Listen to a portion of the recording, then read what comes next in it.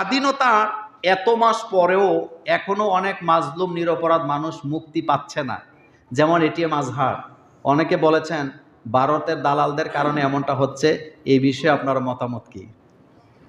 শোনেন, মানুষ 2024 সালের মে বা আগস্টের আগের মানুষগুলো এখনো বাংলাদেশে আছে নাকি নাই? তারা কি চাকরিতে বহাল আছে না? এখন নাই। আপনি একেবারে সবকিছু এত ফেরেশতা ফেরেশতা ভাবেন কেন?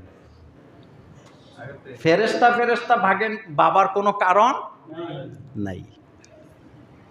ন্যায় বিচার এটা রাষ্ট্রের প্রধান অঙ্গীকার হওয়া উচিত। সবার জন্য বিচার সমান।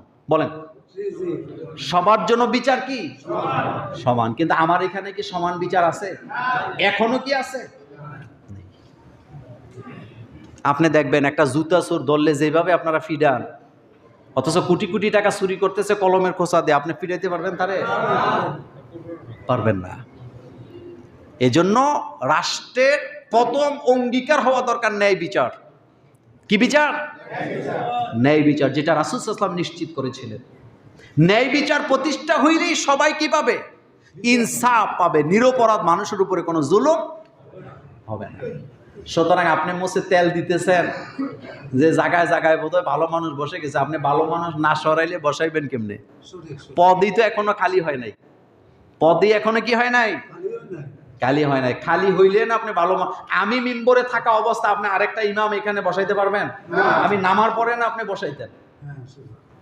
সুতরাং বিভিন্ন জায়গায় এখনো যারা বসে আছে আপনি তাদেরকে এত ভালো মানুষ মনে করেন না। আমি আমার বুকে হাত দিয়ে বলতে পারি ম্যাক্সিমাম গুলো এখনো ভারতের দালাল বসে আছে। নিজের দেশের দালালি না করে আরেক দেশের দালালি করো, তোমার বিবেক বলতে কিছু আছে? একটা স্বাধীন দেশ আমি।